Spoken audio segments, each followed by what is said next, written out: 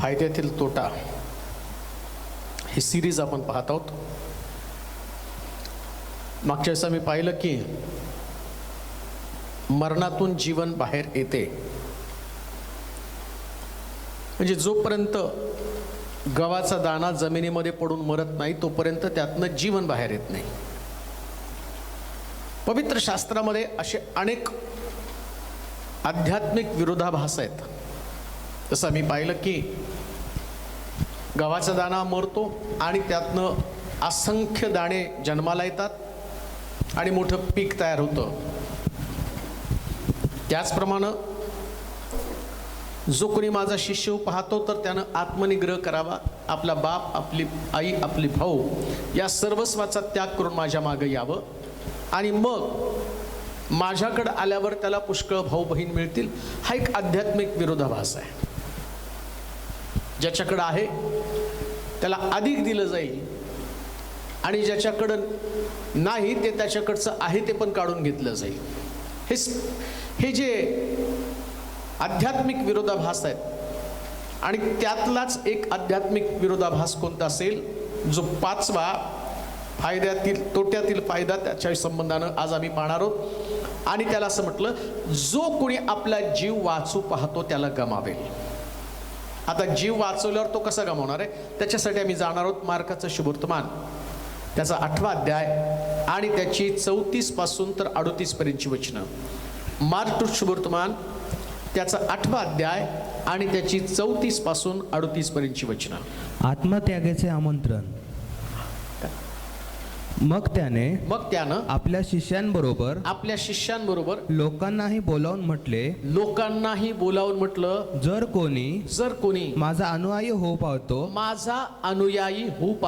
तर त्यानं आत्मत्याग करावा, आपला वधस्तंभ उचलून घ्यावा व मला अनुसरत राहावे. कारण जो कोणी आपला जीव वाचू पाहतो तो त्याला मुकेल आणि जो कोणी माझ्याकरिता व सुवार्तेकरिता आपल्या जीवाला मुकेल तो त्याला वाचवेल. पहा आध्यात्मिक विरोधाभास काय. जो कोणी माझ्याकरिता आपला जीव मुकेल त्याला तो मिळेल आणि जो कोणी आपला जीव वाचू पाहिल आणि तो त्याला गमवेल असं म्हटलेलं आहे. हा एक आध्यात्मिक विरोधाभास आहे. मग येशू ख्रिस्त आपल्या शिष्यांविषयी किंवा त्याचे फॉलोअर्स, त्याचे अनुयायी, कोण त्याचे अनुयायी आहे ज्याने बाप्तिस्मा घेतला तो? कोण त्याचे अनुयायी आहेत जे नियमित चर्चला जातात ते? कोण त्याचे अनुयायी आहेत जे मंदिरामध्ये हात वर करून देवाची स्तुती करतात, आराधना करतात, उड्या मारतात, वाद्य वाजवतात, गीतं गातात? ते त्याचे अनुयायी. मग आध्यात्मिक विरोधाभासामध्ये काय म्हटलेलं? या गोष्टी आवश्यक आहेत. मी म्हणत नाही बाप्तिस्मा ही तुमची आवश्यक गोष्ट आहे, चर्चला जाणं ही तुमची आवश्यक गोष्ट आहे. परमेश्वराची आराधना करणं हे परमेश्वराला पसंत पडणारी असणारी गोष्ट आहे, ती आवश्यक आहे. पण त्याच्यापेक्षा येशूचे अनुयायी किंवा त्याचे फॉलोअर्स किंवा त्याचे शिष्य या शिष्यांसंबंधानं तो काय सांगतो? कोणी जर माझ्या मागे येऊ पाहतो तर त्यानं आपल्या जीवाचा त्याग केला पाहिजे. आता नेमकं त्याला काय सांगायचं आहे? जर कोणी माझ्या मागे येतो आणि आपला जीव वाचू पाहतो, मग काय येशूच्या मागे आल्यावर जीव देऊन टाकायचा का? अहो, येशूच्या मागे येणं म्हणजे जे जीवाचे चोचले, जीवाचे लाड आहेत, जे तुमच्या जीवाला आवडतं.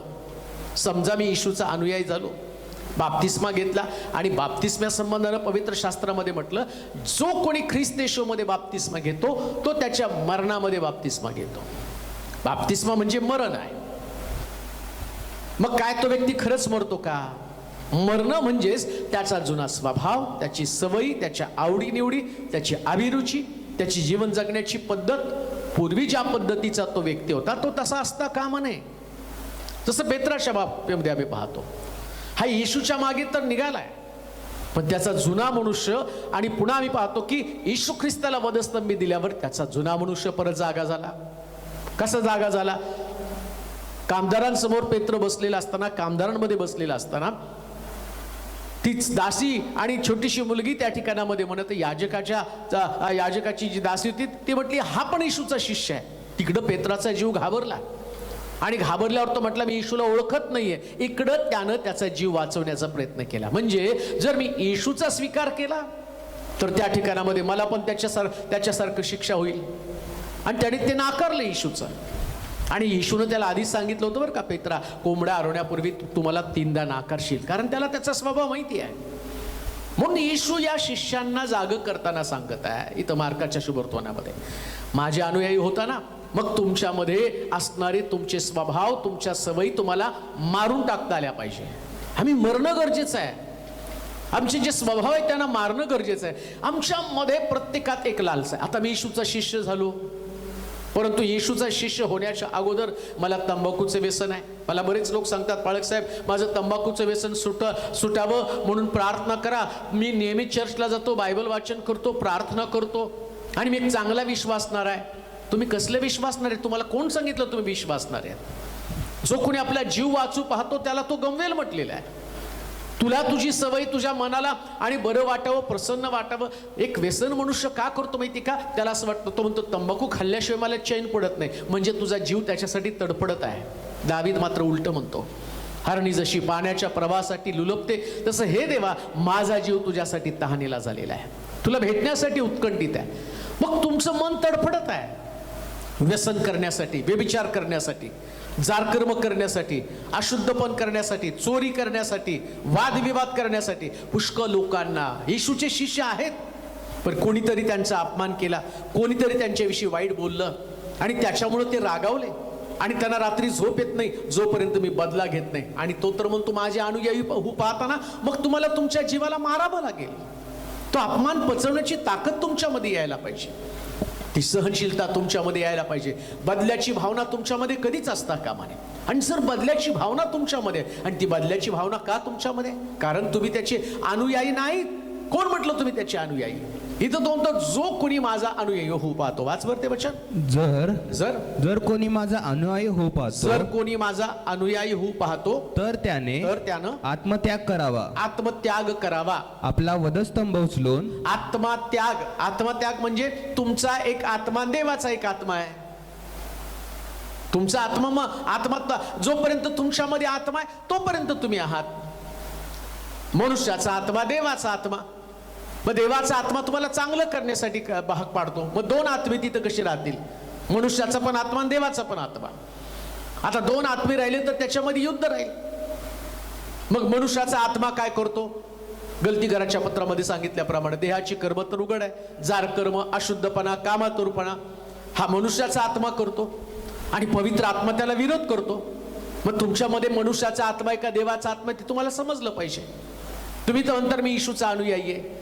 जितक्यांना देवाचा आत्मा चालवतो तितक्यांना त्यांनी देवाची मुलं होण्याचा अधिकार दिलेला आहे. तुम्हाला देवाचा आत्मा चालवतो का? तुमच्यामध्ये देवाचा आत्मा आहे का मानवी आत्मा काम करत आहे? राग आला की समजायचं माझ्यामध्ये मानवी आत्मा आहे. मग पवित्र आत्मा, देवाचा आत्मा माझ्यामध्ये काम करत नाही. आणि येशू म्हटलं आत्मत्याग करा. आत्मत्याग करा म्हणजे तुमच्या आत्म्याला, जो तुमचा आत्मा, तुमचा स्वभाव आहे, तुमच्या अभिरुची, तुमच्या आवडीनिवडी ज्या तुमच्या आत्म्यामध्ये वास करत आहे, आणि प्रभू म्हणतो त्याचा त्याग करा. माझा शिष्य व्हायचंय ना. आणि जर तू त्याचा त्याग केला नाही, तुझा जीव वाचवण्याचा प्रयत्न केला.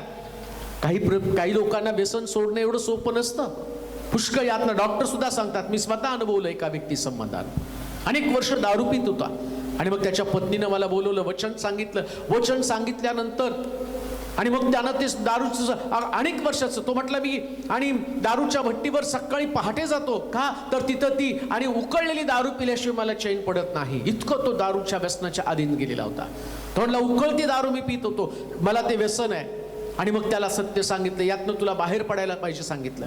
मग त्यानं, तो ज्या चर्चला यायचा ना, तर दारू न पिता आल्यावर सुद्धा त्याला घाम यायचा, त्या घामातनं सुद्धा दारूचा वास यायचा. इतका भयानक प्रकारचा अट्टल दारूबाज तो व्यक्ती होता. परंतु त्याला देवाचं वचन सांगितलं, त्यानं वचनावरती विश्वास ठेवला, आणि मग त्यानं निर्णय घेतला की मी आता दारू सोडणार आहे. परंतु जसं त्याने दारू प्यायचं बंद केलं त्या दिवसापासून त्याला भयंकर त्रास व्हायला सुरुवात झाली आणि इतकं डोक्यावरती त्याचा परिणाम झाल्यासारखं हॉस्पिटलमध्ये त्याला ॲडमिट व्हावं लागलं. आता डॉक्टरने सुद्धा सांगितलं तुला दारू प्यावी लागेल, अचानक तू दारू सोडली तर तू मरशील.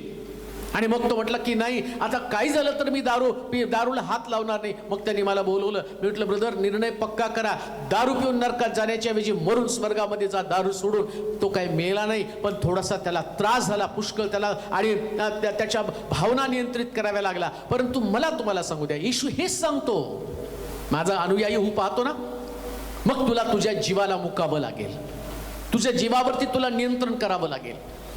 काही गोष्टीने तुम्ही अस्वस्थ आहात, काही गोष्टी तुम्हाला मिळत नाहीत, तुमच्या हाती लागत नाहीत. शमशोनानं जर आपल्या जीवावरती नियंत्रण केलं असतं तर त्याचा एवढा करुण अंत झाला नसता. त्या दलिलेच्या मागे लागला, त्याच्या मनाला प्रसन्न करणारी गोष्ट त्यानं निवडली. परिणाम काय झाला? आत्मिक जीवनामध्ये भयानक प्रकारचं विपत्ती त्याने ओढवलेली आहे. शल्मोनाच्या बाबतीमध्ये काय झालं? ज्या शल्मोनानं देवाचं दर्शन घेतलं, ज्या शल्मोनानं परमेश्वराजवळ चांगली गोष्ट मागितली, त्या शल्मोनाच्या बाबतीमध्ये परमेश्वर प्रसन्न होता. आणि तू काय म्हटलं माहिती का?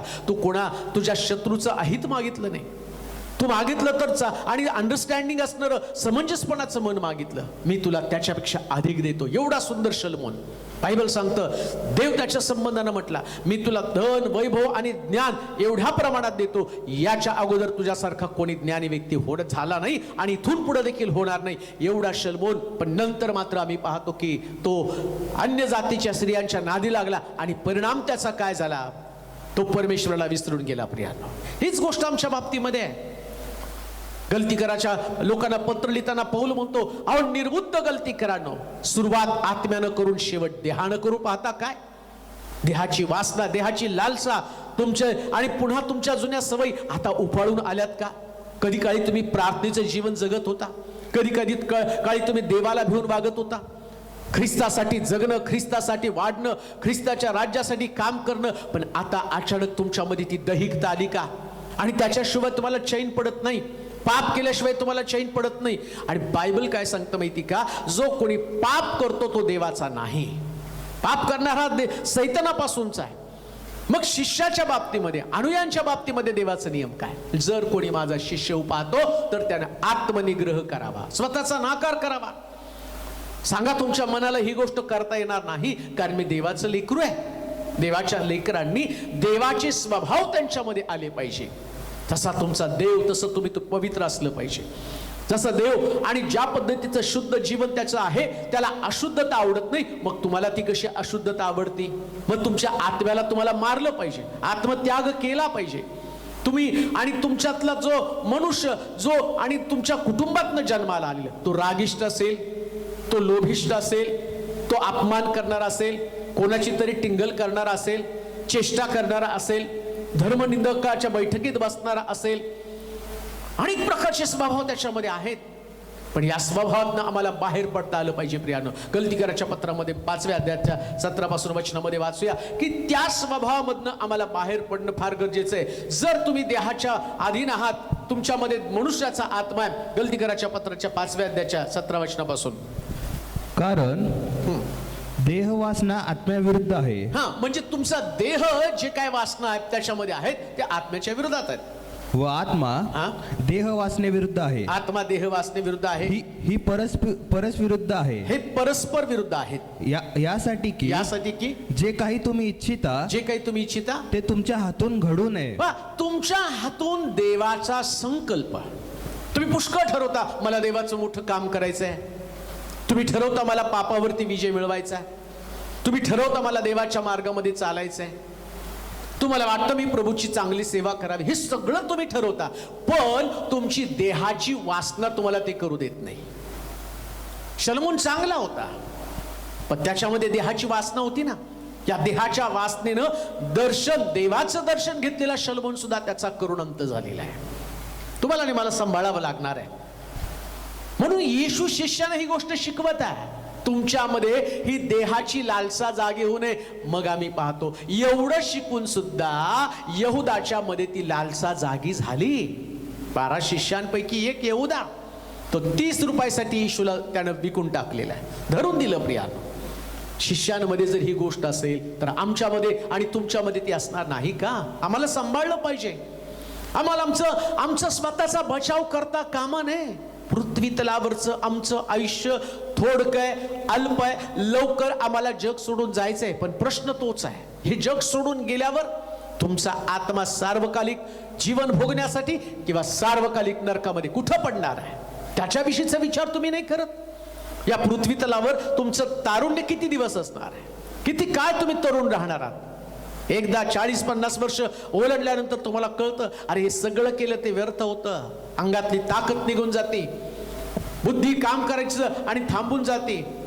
70 वर्षाच्या नंतर कुठंतरी कोपऱ्यामध्ये खितपत पडावं लागतं त्या तरुणपणातल्या एकेका पापाचा. आणि आठवण आम्हाला होती, आणि ज्यास वृद्ध होतो त्यास देव या तरुणपणातल्या केलेल्या पापाचा हिशोब आमच्याकडनं घेतो. कारण बायबल सांगतं, हे तरुणा तुझ्या तारुण्यात तुझ्या अंतःकरण तुला उल्हास देव. लिहितो पण कोण? शलोमोन ज्ञानी.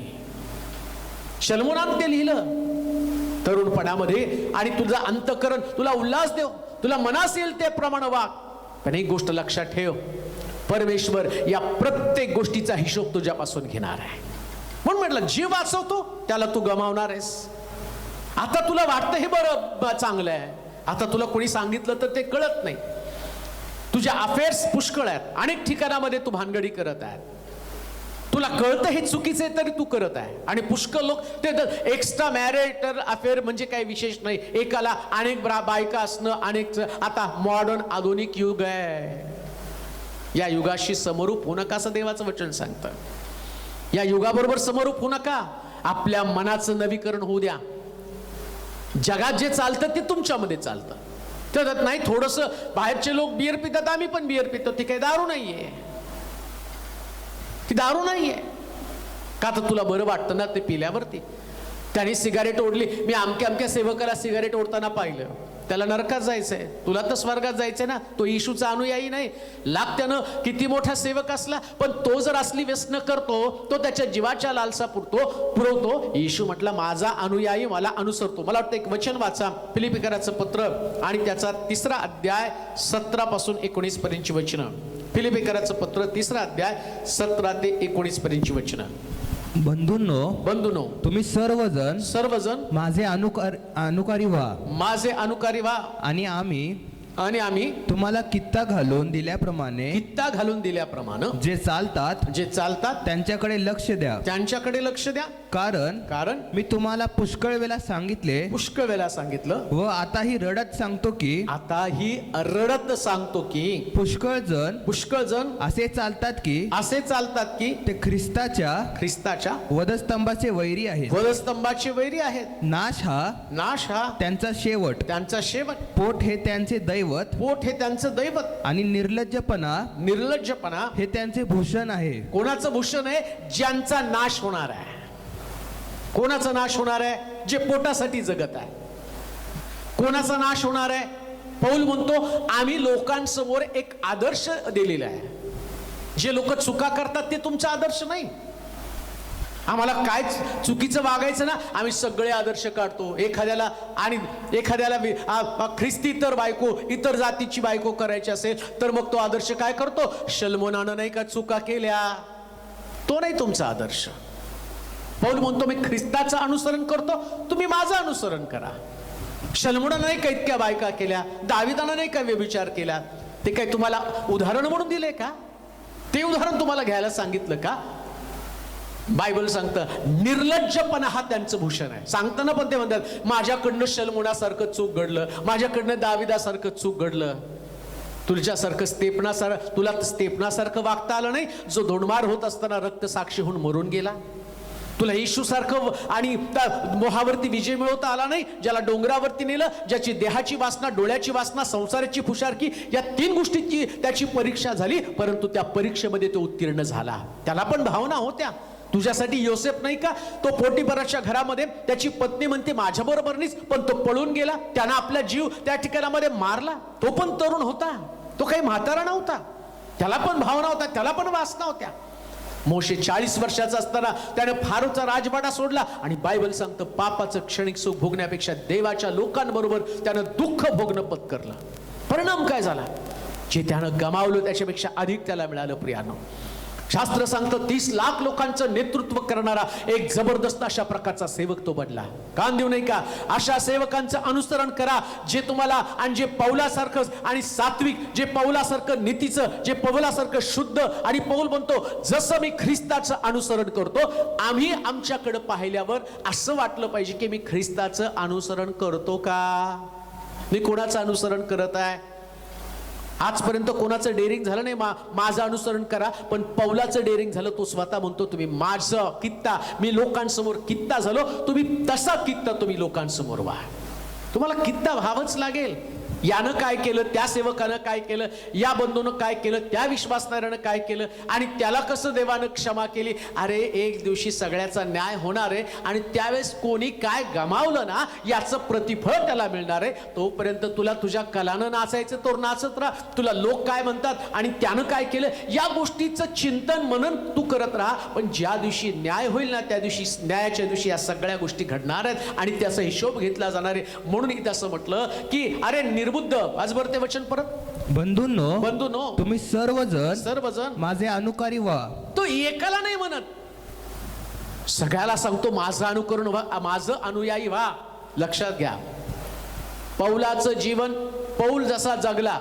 आता बरेच लोक पौलाला जेवढं पाहिजे तेवढं पौलाचं घेतात आणि मग बाकीच्या वेळेस म्हणतात नाही पौलाने जास्तीचं सांगितलं. जे त्यांच्या फायद्याचं आहे ना, ते जिथं पौल वर्मावरती बोट ठेवतो, जिथं पौल चुका दाखवतो, चुका दाखवणं नको. त्यांना चुका नका दाखवू म्हणतात. आम्हाला आमचं तारण झालं, आम्हाला प्रभूनं तारण दिलं, आमचा बाप्तिस्मा झाला, आता आम्ही स्वर्गामध्ये जाणार आहे. अहो सगळ्याला स्वर्गाच्या राज्यात प्रवेश मिळणार नाही. आता गलतीकराच्या पत्राच्या 22व्या अध्याय 5व्या अध्यायाच्या 22 वचनामध्ये वाच बरं काय त्या ठिकाणात लिहिलं. थोडं समजावून घेणं फार गरजेचं आहे, कारण नेमकं पवित्र शास्त्र आम्हाला काय सांगतं ते कळणं गरजेचं आहे. हा 5:22 गलती 5:22.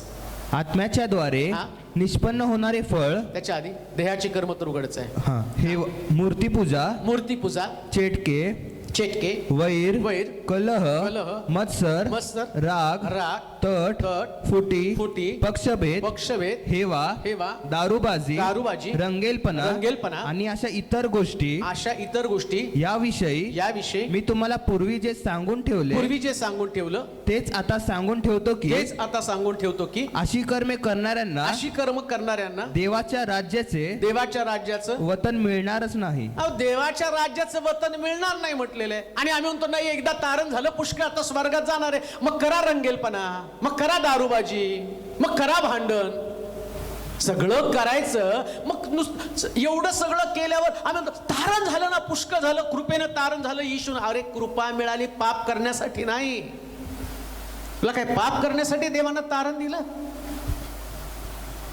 एक डुबकी मारली, काम संपलं. बाप्तिस्मा घेणं म्हणजे ख्रिस्ताला परिधान करणं. आणि जर तुझ्यामध्ये हे पाप आहे, या गोष्टी तुझ्यामध्ये, तर पौल स्पष्ट सांगतो, ज्या पौलानं कृपेविषयी सांगितलं ना तोच पौल हे सांगतो की जर असली कर्म तुझ्यामध्ये असतील, इथं सांगितलं जसं फिलिपिकराच्या पत्रामध्ये म्हणतो, बंधुजनो मी तुमच्या समोर कित्ता आहे, तुम्हाला मला अनुसरण करावं लागणार आहे. मग पौल काय सांगतो, ते अनुसरण या गोष्टी तुम्हाला दूर ठेवाव्या लागतील. रंगेलपणा तुमच्यात कशा काय आला? आणि आम्ही म्हणतो नाही चुकलाय तो, आता त्याच्यातनं सुधारणा होईल आणि मग आम्ही त्याच्याकडे जास्त लक्ष देतो का, तर त्याने चुकू नये, त्याला रागवलं पाहिजे. पाप करणाऱ्यांचा सर्वांसमक्ष निषेध कर. पुष्कळ लोकांना असं वाटतं, लोकांना एवढं टोचून बोलू नये. येशू स्वतःच टोचून बोलत होता. शास्त्री पुरुषी एवढे धार्मिक होते तरी सुद्धा त्यांना म्हटला अरे चुना लावलेल्या थडग्यांनो. बऱ्याच लोकांना वाटतं तुम्ही निष्ठोर संदेश देता. बाप्तिस्मा करणारा योहान तसाच देत होता, पश्चाताप करा, देवाचं राज्य जवळ आलं. आता येशू ख्रिस्त ढगावरती बसून लवकर येत असताना काय आम्ही आमची सपादनी करत बसणार आहोत? आम्ही तर म्हणतो लवकर येणारे, तर ही कर्म तुमच्यामध्ये आहेत का? आम्ही तो नाही तरुणपणामध्ये या चुका घडणारच आहे, अमकं घडणारच आहे. अहो कुठवर सपादनी करणार आहात? हे तरुणा, तुझं तारुण्य तुझ्या अंतःकरणात आणि तुझं तारुण्य आणि तुझं अंतःकरण तुला उल्हासित करो, तसं म्हणाले तसं वाट. पण परमेश्वर प्रत्येक गोष्टीचा हिशोब घेणार आहे. तुमच्या जीवाला तुम्हाला मारता आलं पाहिजे. निर्लज्जपणा हे त्यांचं भूषण आहे, नाश हा त्यांचा शेवट आहे. पुष्कळ तरुण पण सांगताना मला इतक्या गर्लफ्रेंड आहे, मला अमकं आहे, मी परवा गुटखा खाल्ला, मी परवा दारू पिली, मी त्याला अशी शिवी दिली, मी तशी. अरे हे तुझं भूषण आहे, हे निर्लज्जपणा आहे. बायबल सांगतं हा निर्लज्जपणा आहे. निर्लज्जपणा हे त्यांचं भूषण आहे आणि शेवट हा त्यांचा नाश असणार आहे. का? कारण त्यांनी त्यांच्या जीवाची जपणूक केली. त्यांच्या मनाला येईल तसं त्यांनी वागलं. मला वाटलं चैनबाजी करावी, ऐश करावी. पुष्कळ लोक म्हणतात नाही आता चैनबाजी नाही करायची तर म्हातारपणात करायची का? म्हातारपणात तुझं खोकण्यात आयुष्य जाणार आहे, कोपऱ्यात पडून तुझा, त्यावेळेस तू काय देवाची सेवा करणार आहे? अंगातली ताकद देव काढून घेणार आहे. ठरवलाय प्रत्येक टप्पा त्यानं. जे लोक तरुणपणामध्ये चुका करतात, म्हातारपणी त्यांच्या शरीरामध्ये अनेक प्रकारचे व्याधींनी घर केलेलं असतं. त्यांचं म्हातारपण कठीण जातं. कान देऊ नये का? तरुणपणात केलेली फसवणूक, तरुणपणामध्ये केलेलं अयोग्य वर्तन, तुमच्या इच्छेप्रमाणे तुम्ही वागला, या सगळ्याचा हिशोब तुम्हाला म्हातारपणी द्यावा लागेल. आणि त्यास परमेश्वर तुम्हाला प्रत्येक गोष्टीच्या बाबतीमध्ये दंड दिल्याशिवाय राहणार नाही. म्हणून लक्षात ठेवा, बायबल सांगतं माझा अनुयायी आपल्या जीवाला आणि कुठल्याही प्रकारे सांभाळत नाही तर तो त्याला मुकतो, तो त्याला आणि आपल्या जीवाला ताडण करतो. आपला जीव वाचवत नाही तर तो आपल्या जीवाला मारतो. आणि तुम्हाला तुमच्या जीवाला मारलं पाहिजे. आणि जोपर्यंत तुम्ही तुमच्या जीवाला मारत नाही तोपर्यंत तुम्ही कोणत्याही परिस्थितीमध्ये जीवाला वाचवू शकत नाही. आता जीव मारायचा आहे. आता आलं ना 4 मित्र तर त्याच्या समोर तुम्हाला बसता कामा नये, त्यांच्याबरोबर तुम्हाला चालता कामा नये. ते बोलतात तसं तुम्हाला बोलता कामा नये. ते जसा भ्रष्टाचार करतात तसं ते तुम्हाला करता येत नाही. ते लोकांना फसवतात, तुम्हाला फसवता येत नाही. आपल्या पत्नीला, आपल्या मुलांना, देवाला, मंडळीला कोणालाच फसवू नका. कान देऊ नाही का? आता तुमच्याकडे जीवन आहे तोपर्यंत चांगलं जीवन आणि तुम्हाला जगणं. नीतिसूत्राचं पुस्तक त्याचा 9वा अध्याय आणि त्याचं 6 वचन वाचूया. नीतिसूत्राचं पुस्तक 9वा अध्याय त्याचं 6 वचन. भोळ्यांनो तुम्ही आपले भोळेपण सोडा, भोळ्यांनो आपले भोळेपण सोडा व वाचा, व वाच आणि आणि आणि सुज्ञतेच्या मार्गाने चाला. बस आलं भोळेपण एवढे दिवस. आम्हाला काही कळतच नाही. चुकून पाप घडलं. पाप कसं चुकून घडतं? साधं दुकानात गेला तर तुमचा हिशोब चुकत नाही, जीवनाचा हिशोब चुकतो. बंद करा ती प्रार्थना. कळत न कळत घडलेल्या पापापासून मला क्षमा कर. पाप तू जाणून बुजून करतो, तुला कळतंय ते समोर घडत असलेलं पाप आहे. आणि गोष्ट लक्षात ठेवा, पुष्कळ पाप करताना पण आम्ही देवाचा सपोर्ट घेऊन पाप करतो. जसं योनाच्या बाबतीमध्ये जायला सांगितलं होतं निनिवेला, मनात होतं तार्शिशला जायचं. देव बदलत नाही. बायबलमध्ये जे सांगितलं ना, हे बायबल कधीच बदलणार नाही. देवाच्या अंतःकरणात सांगितलेल्या देवाच्या गोष्टी देवानं तिथं लिहूनच ठेवले. तुम्हाला असं वागावं लागेल, आई वडिलांची आज्ञा पाळावी लागेल, दुसऱ्याच्या बैलाची, दुसऱ्याच्या स्त्रीची, कशाची अभिलाषा धरता कामा नये, चोरी करता कामा नये, खून करता कामा नये. हे देवाने आधी सांगितलं. त्याच्यात चेंजेस नाही होणार. अर्पणामध्ये चेंजेस आहेत. यज्ञ झाला ते एकदा झालं, संपलं. दंड देण्यामध्ये चेंजेस झालेले आहेत. दाताबद्दल दात, हाताबद्दल हात, डोळ्याबद्दल डोळा, आणि ते सगळे चेंजेस झाले. आता त्याचं आणि देव अशा प्रकारे शासन करणार नाही. आता एकदा शासन कुठं? स्वर्ग राज्य. ज्या जीवनाची पुस्तकं उघडली जातील ना त्यास दंड असणार आहे. आता पृथ्वी तलावर दाताबद्दल दात, हाताबद्दल हात नाही. पण एक गोष्ट ध्यानात ठेवा, या पृथ्वी तलावर तुमच्या प्रत्येक कृतीचा हिशोब देव आल्यावरती घेणार आहे. किती तुझ्या जीवाचा तू सांभाळ केला, किती मनाला येईल तसं वागलं. तुला राग आला म्हणून तू त्याचा खून केला, मग तुला तिथं सोडेल का? इथं कोर्ट सोडेल. इथं पण देव कृपा करेल, जगण्याची अजून संधी देईल, क्षमा करेल तुला. पण एक गोष्ट ध्यानात ठेव, न्यायाच्या दिवशी बायबल सांगतं दुराचार करणारा मनुष्य दुराचार करीत राहो, मलिनतेने वागणारा स्वतःला मलिन करत राहो, पवित्र चरणी मनुष्य स्वतःला पवित्र करीत राहो. मी आल्यावर प्रत्येकाला ज्याच्या त्याच्या कर्माप्रमाणे देण्यासाठी माझ्याजवळ वेतन आहे. म्हणून आम्ही पाहतो की तसं म्हटलं की जर तुम्ही भोळे असाल तर आता बदलून जा. भोळेपणानं जीवन जगू नका, आंधळेपणानं पाऊल टाकू नका. फार मोठं संकट तुमच्यावरती येणार आहे. कोणी तुम्हाला चुकीचं शिक्षण देत असेल, तुमची सपादनी करत असेल, विचार बदलून टाका. परमेश्वर न्यायी आहे, त्याच्याकडे न्यायच असणार आहे. असं म्हणू नका माझा बाप्तिस्मा झाला, माझं तारण झालं, आता मला कृपेनं तारण मिळालं आणि मी पाप करायला मोकळा. मी किती पाप केलं तर देव मला क्षमा करेल. बायबल सांगतं जो अधर्माची पेरणी करेल तो दुःखाची कापणी करेल. दुःख तुमच्या वाटेला येणारच आहे. आता तुम्हाला तुमचा जीव मारावाच लागणार आहे. आता तुमच्या व्यसनावरती तुम्हाला विजय मिळवावाच लागणार आहे. आम्ही पाहतो उत्पत्तीच्या पुस्तकाच्या 7:23 मध्ये जर बघितलं तर त्या ठिकाणामध्ये 120 वर्ष त्या नोहानं लोकांना सुवार्ता सांगितली. पण शास्त्र सांगतं, बांधणाऱ्यांनी सुवार्ता ऐकली, तारू बांधायला मदत केलं, परंतु त्याच्यातले बांधणारा एकही व्यक्ती आतमध्ये गेला नाही, फक्त नोहा आणि त्याचं कुटुंब गेलं. का? कारण यांना आपला जीव महत्वाचा होता. त्यांना असं वाटलं कोणी जगाचा नाश पाहिलेला आहे, खायचं प्यायचं मजा करायची, तारू बांधायला मदत करायचं. तसं पुष्कळ लोक मिनिस्ट्रीला मदत करणारे लोक असतील, चर्च बांधायला मदत करणारे लोक असतील, दानधर्म करणारे लोक असतील, कांती नाही का, माफ करा मला, पुष्कळ लोक एकमेकाला मदत करतात. प्रश्न तोच आहे, मदत करता पण आपला जीव मारता का? मोहावरती विजय मिळवता का? दानधर्म करण्यामध्ये पटायत, दशांश देण्यामध्ये पटायत असाल, देवाचं राज्य वाढवण्यासाठी तुम्ही अहोरात्र मेहनत करत असाल, प्रार्थना करत असाल, पण तुम्ही तुमच्या जीवाला बुकलला आहे का?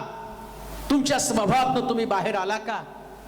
तारू बांधणारे लोक आतमध्ये गेले नाहीत, पण पशु पक्षी आणि प्राणी आतमध्ये गेले का? कारण त्यानं देवाची इच्छा जाणली. सिंह जंगलात राहील, पिंजऱ्यात कसा राहील? हत्ती एवढ्या मोठ्या जंगलामध्ये राहणारा आणि नोहाच्या तारवामध्ये तो कसा राहील? त्याचं तारू म्हणजे काही जग नाहीये, त्याचं तारू म्हणजे जंगल नाही. पण तरी सुद्धा हत्तीनं स्वतःच्या भावना नियंत्रित केल्या आणि तो तारवामध्ये शांतपणे बसला. किती दिवस? 40 रात्र 40 दिवस 40 रात्र पाऊस पडला, पण एकानं सुद्धा तक्रार केली नाही आम्हाला तारवाच्या बाहेर जायचं, कारण त्यांना ठाऊक आहे बाहेर गेलं तर मरण आहे. कारण या सगळ्या प्राण्यांनी आपला स्वभाव मारला. एकत्र एका तारवामध्ये ते राहिले ना. त्या हत्तीला कोणी त्रास दिला, हत्ती आणि वाघानं बकऱ्यांना त्रास दिला. सगळ्या जातीच्या 2-2 जोड्या त्या ठिकाणामध्ये होते, विंचू त्या ठिकाणामध्ये होता, साप त्या ठिकाणामध्ये होता, पण त्यांनी कोणी सुद्धा एवढ्या त्या तारवा मधल्या दिवसामध्ये कोणी कुणाला त्रास दिला नाही. सगळ्यांचे स्वभाव बदलले आणि त्याच्यामुळं आज सृष्टीतल्या या जोड्या आम्हाला ठणकावून सांगत आहे, आम्ही आमचे स्वभाव बदलले, तुम्हाला पण तुमचे स्वभाव बदलणं गरजेचं आहे. देवाचे प्रिय लोक, यांच्यापासून आम्हाला शिकायचे. जो आपला जीव वाचू पाहतो त्याला तो गमावेल. कदाचित या लोकांनी आम्ही पाहतो की त्यांनी त्यांचा जीव वाचवला, ते म्हटले आम्ही तारवात जाणार नाही, आम्हाला खायचं प्यायचं मजा करायची, आम्ही न्याय पाहिला नाही. अजूनही लोक तेच म्हणत आहेत. अजूनही लोक म्हणतात कोण जगा पाहिलं स्वर्ग आणि नरक? जिवंत आहे तोपर्यंत खायचं प्यायचं. कुणीतरी एकाने म्हटलं स्वर्गामध्ये जर दारू नाही, व्यभिचार नाही, तर त्या ठिकाणी जाण्याचा फायदा तरी काय? किती सहजपणे बोलतायत ना. तिथं काहीच नाही, जगातल्या काहीच गोष्टी नाही, तर आम्हाला तो स्वर्ग पण नको आहे. नोहाच्या दिवसामध्ये लोक याच पद्धतीने बोलत होते. अरे भोळ्यांनो, काय बोलता तुमचं तुम्हाला कळतं का? आज तुला जे वाटतं ना, असे म्हणणारे मी म्हणणारे लोक त्या कोरोनाच्या तडक्यात सापडून मरून गेले. त्या नद्यांमध्ये प्रेतांचा खच पडलेला आहे. कोणतं सरकार त्यांची जबाबदारी घ्यायला तयार नाही. ते म्हणते ते आमचे लोक नाही. एवढे लोक मरत आहे, नरक दिसत आहे, मरण दिसत आहे, पण तरी सुद्धा अजून स्वतःच्या जीवाची सपादनी. आजचा उपदेश ऐकून, आजचा संदेश ऐकून जर कोणी सिगारेट टाकली, दारू टाकली ना, आणि व्यभिचार करायचं सोडलं, वाईट बोलणं सोडलं ना, तर खऱ्या रीतीनं तुम्ही स्वर्गाचं राज्य मिळवणार आहात. तुमचं जीवन तुम्ही सांभाळणार आहात. जीव सांभाळू नका, तुमच्या आत्म्याचा सांभाळ करा. जो आत्मा स्वर्गाच्या राज्यामध्ये पोहोचणार आहेत. आणि म्हणून मला वाटतं अजून एक वचन वाचूया. प्रगटीकरणाचं पुस्तक त्याचा 3रा अध्याय 15 पासून 17 पर्यंतची वचनं. प्रगटीकरणाचं पुस्तक 3रा अध्याय 15 ते 17 वचनं. तुझी कृत्ये मला ठाऊक आहेत. तुझी कृत्य मला ठाऊक आहे. तू शीत नाहीस, तू शीत नाही व उष्ण नाहीस, उष्ण पण नाहीस. तू शीत किंवा उष्ण, शीत किंवा उष्ण असतास तर बरे होते, पण तू तसा नाहीस. तू तसा नाहीस. कोमट आहेस. कसा आहेस? कोमट आहेस. परिणाम काय? म्हणजे उष्ण नाहीस, उष्ण नाहीस, शीत नाहीस, शीत पण नाहीस. म्हणून मी तुला आपल्या तोंडातून ओकून टाकणार आहे. ओकून टाकणारे. पहा, मी श्रीमंत आहे. बस एक एवढंच बघू. तू शीत पण नाही, तू उष्ण पण नाही, मग तू कसा आहे? कोमट. काही लोक म्हणतात मी चांगला पण नाही, वाईट पण नाही, मी जास्त धार्मिक पण नाही आणि पापी पण नाही. अरे पण तू कोमट आहे. आणि कोमट असल्या कारणानं परमेश्वर प्रगटीकरणाच्या पुस्तकात बोलतो, इकडं तिकडं कुठं नाहीये. जास्त धार्मिक पण नाही, जास्त पापी पण नाहीये. मी खून करत नाही, व्यभिचार करत नाही, मी चर्चला पण तेवढ्या पुरतं जातो, तेवढ्या पुरतं बसतो, एक रविवार अटेंड केला, तिथं पण जास्त ढवळढवळ करत नाही. घरी आल्यावर पण माझी प्रार्थना मर्यादित आहे. जेवताना प्रार्थना, झोपताना प्रार्थना, बस.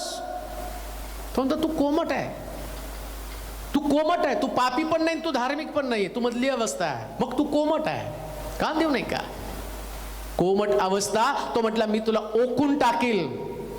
ओकून टाकणं म्हणजे ओकलेल्या, शास्त्र सांगतं कुत्र्याला स्वर्गाच्या राज्यात प्रवेश नाही का, कारण कुत्रा आपल्या ओकीकडे परत जातो. आता देव आम्हाला ते सांगत आहे, ज्याची अवस्था कोमट अवस्था, ते धार्मिक पण नाही, पापी पण नाहीये, मधल्या कुठल्या तरी अवस्थेमध्ये आहेत.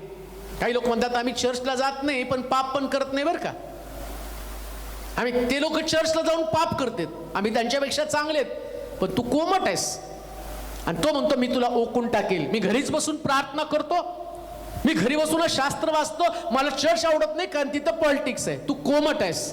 तो म्हटला मी तुला ओकून टाकेल. ओकून टाकेल म्हणजे परत तुला स्वीकारणार नाही. आत्ता स्वीकारण्याची संधी आहे, आत्ता जीव वाचवण्याची संधी आहे, आत्ता पश्चातापाची संधी आहे, आत्ता धार्मिक जीवन जगण्याची संधी आहे, आत्ता स्वतःला बदलण्याची संधी आहे, आत्ता रूपांतर होण्याची संधी आहे.